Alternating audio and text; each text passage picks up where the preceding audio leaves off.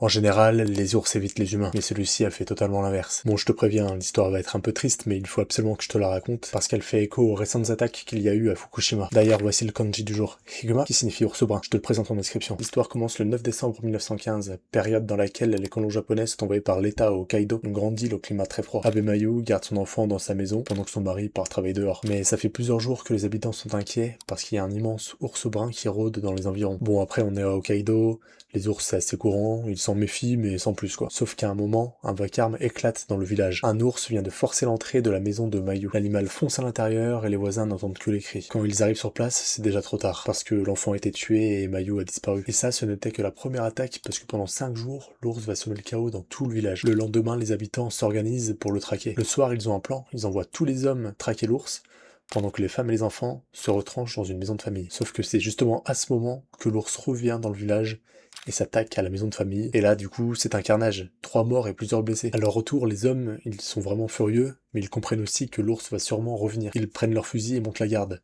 Ils font appel au chasseur le plus expérimenté de la région, Yamamoto Heikichi. Les jours suivants, ils tentent de retrouver l'ours avec le chasseur. Mais c'est le 14 décembre, 4 jours après la dernière attaque, que Yamamoto découvre enfin une trace. Mais cette trace, il décide de la suivre seul. Pourquoi pas? En vient contre l'ours, et il tombe enfin sur l'animal gigantesque, plus de 3 mètres et 340 kilos. Il tire une première fois sur l'ours, mais il encaisse le coup.